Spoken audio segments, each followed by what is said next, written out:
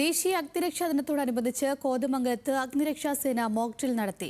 ഭൂതത്താൻ കെട്ടിൽ നടത്തിയ mock drill നാട്ടുകാർക്ക് വിനോദസഞ്ചാരികൾക്കും കൗതുകവും ആശ്ചര്യവുമായി. ഭൂതത്താൻ കെട്ടിലൂടെ 2 പേർ വെള്ളത്തിൽ സഞ്ചരിക്കുന്നു. പെട്ടെന്ന് ഇവർ തമ്മിൽ വാക്കേറ്റമുണ്ടാവുകയും ഒരാൾ വെള്ളത്തിലേക്ക് വീഴുകയും ചെയ്യുന്നു. ഇതുകണ്ട നാട്ടുകാരും യാത്രക്കാരും ഒന്നാകെ ഭയന്നു.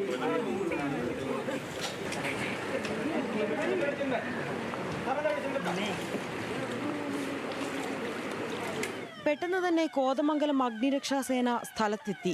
പിന്നാലെ സേനയുടെ സ്കൂബ ടീം ബോട്ടിൽ അപകടം നടന്ന സ്ഥലത്തെത്തി. സ്റ്റേഷൻ ഓഫീസർ മുഹമ്മദ് അജ്മൽ ഷായുടെ നേതൃത്വത്തിൽ സിദ്ദിഖ് ഇസ്മായിൽ, VM ഷാജി എന്നിവർ ചേർന്ന് അപകടത്തിൽപ്പെട്ടയാളെ കരക്കെത്തിച്ചു.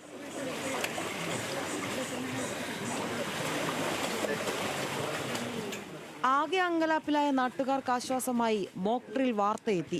ജനങ്ങളെ ബോധവൽക്കരിക്കാനും അഗ്നിരക്ഷാ സേനയുടെ ആധുനികവൽക്കരിക്കപ്പെട്ട പുതിയ മുഖം പരിചയപ്പെടുത്തുന്നതിനുമാണ് മോക്ക് ഡ്രിൽ നടത്തിയതെന്ന് സ്റ്റേഷൻ ഓഫീസർ മുഹമ്മദ് അജ്മൽ പറഞ്ഞു. പൊതുജനങ്ങൾക്ക് അഗ്നിരക്ഷാ സേനയുടെ സേവനം കൃത്യമായിട്ട് മോണിറ്റർ ചെയ്യാനോ, എന്തൊക്കെയാണ് അവർ ഉപയോഗിക്കുന്ന ടെക്നിക്സ് എന്നും, ഏതൊക്കെ എക്യുപ്മെന്റ്സ് ഉപയോഗിച്ചാണ്, അല്ലെങ്കിൽ എത്രത്തോളം മോഡേണൈസ് ആയിട്ടുണ്ട് അഗ്നിരക്ഷാ സേനയൊന്നും കൃത്യമായിട്ടൊരു ധാരണയില്ല. സേനയുടെ മാറിയ മുഖം പരിചയപ്പെടുത്തുന്നതിന് വേണ്ടി കൂടിയാണ് ഈ ദിനം നമ്മൾ ഇന്ന് പ്രയോജനപ്പെടുത്തിയത്.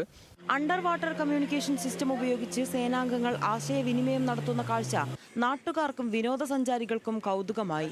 ന്യൂസ് മലയാളം, കൊച്ചി.